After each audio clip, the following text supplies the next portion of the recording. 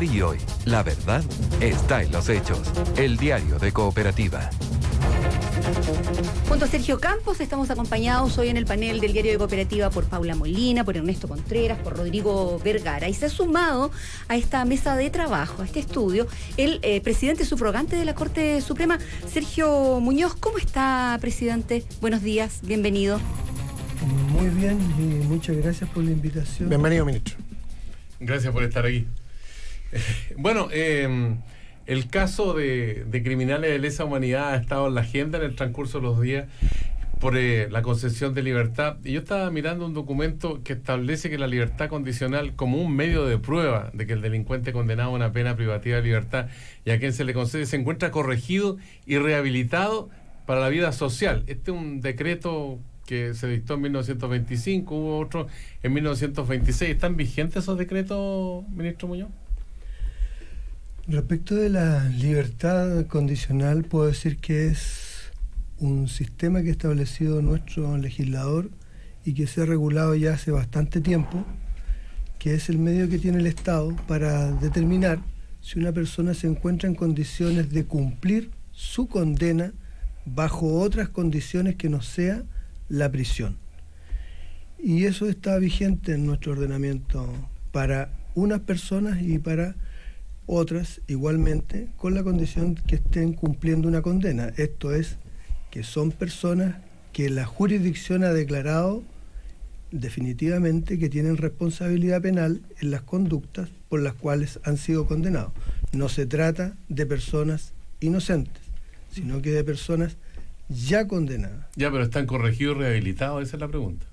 La corrección o la rehabilitación corresponde a varios instrumentos que se van agregando al expediente de cada una de las personas, y uno de esos es un informe sociocultural, sociolaboral, en definitiva, que elabora la dirección correspondiente de Gendarmería de Chile, y con eso los jueces determinan en cada caso si efectivamente se cumplen esos presupuestos, y si cumplen, resolverán otorgando, y si estiman que no, resolverán negando. Pero el informe de Gendarmería dice que ellos no tienen conciencia de su delito y entrega otros antecedentes que no ameritan la libertad condicional.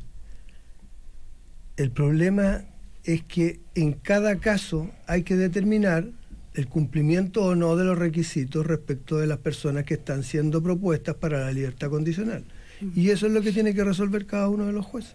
Hoy debiera presentarse formalmente esta solicitud o esta acusación constitucional contra los ministros Dolmetsch, Kienze-Miller y Valderrama. A partir de ahí, ¿qué tendría que ocurrir, ministro Muñoz? A ver, la acusación, yo tengo entendido que fue presentada el día miércoles pasado, y que se postergó por parte del Parlamento. La notificación del día viernes se solicitó que fuera el día de hoy. Y se va a cursar en las primeras horas de esta mañana al secretario de la Corte Suprema y con ello a los 3 ministros que están siendo acusados. ¿Hay molestia en la Corte Suprema? Después de eso, cada uno de los ministros podrá presentar sus descargos y se analizará en la comisión y posteriormente en la sala de la Cámara de Diputados. ¿Hay molestia en la Corte Suprema por esta situación, ministro Muñoz? El Tribunal Pleno ha analizado esto y le ha parecido que es grave y ha sacado diferentes declaraciones en ese sentido. ¿Por qué? Porque no tenemos conocimiento de otra oportunidad con anterioridad y que han existido varias acusaciones constitucionales en contra de ministros, incluso destituciones de ministros de la Corte Suprema, pero nunca exclusivamente mirando los fundamentos y motivos de una resolución judicial. Entonces aquí hay 3 normas que están en juego en la Constitución. La primera, y que nunca se ha puesto en duda, la posibilidad que la Cámara de Diputados ejerza sus derechos de acusar constitucionalmente a todas las autoridades respecto de quienes puede efectuar esta impugnación, y en eso no hay ningún problema.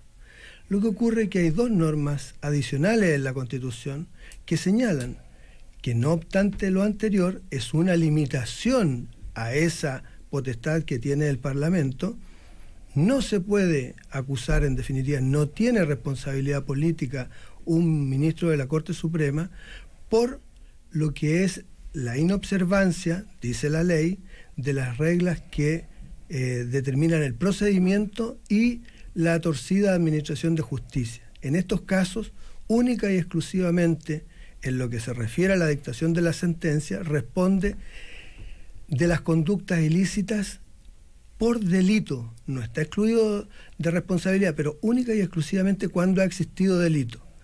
Y es por eso que la misma norma constitucional señala que ni el presidente de la República ni el Congreso Nacional pueden, en caso alguno, dice la norma, en caso alguno, revisar, escudriñar, mirar, observar, criticar institucionalmente lo que son los fundamentos y motivos de las resoluciones judiciales. Ministro, ustedes acusan que finalmente esto es un atentado a la autonomía, ¿no?, del Poder Judicial, eso en el fondo. La imparcialidad de los jueces. De la imparcialidad de los jueces. Porque es una garantía para las personas.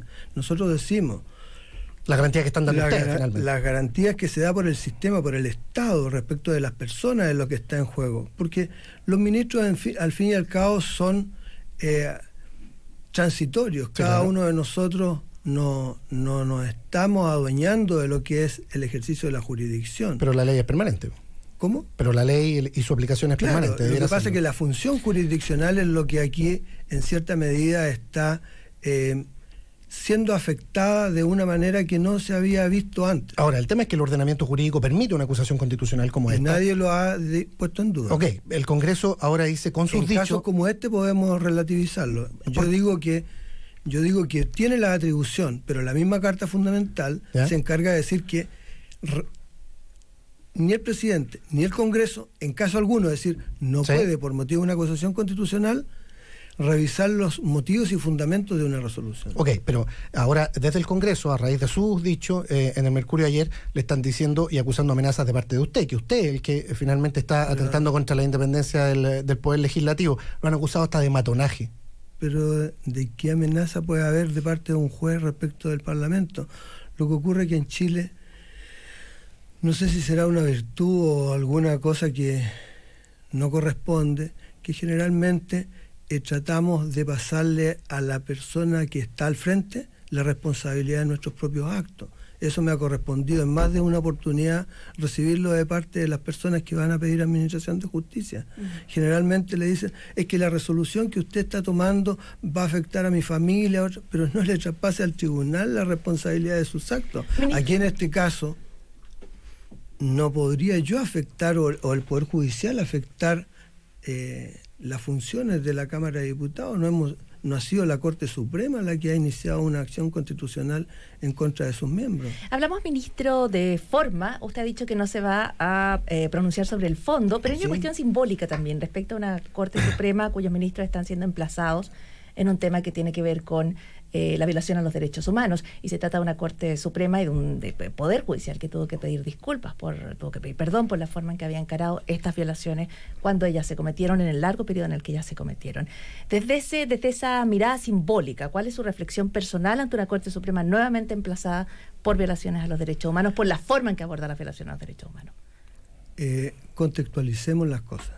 Las responsabilidades en el ejercicio de la función pública, aunque parezca extraño, son personales. Los 3 ministros que están siendo acusados hoy no responden por todo el pasado de la Corte Suprema. Yo tampoco me siento heredero de ninguna responsabilidad de la Corte Suprema personalmente. Institucionalmente, eso es otra cosa. Pero le quiero clarificar lo que usted señala, ya que estamos en cierta motivación en relación a los derechos humanos. Hay 2 aspectos fundamentales.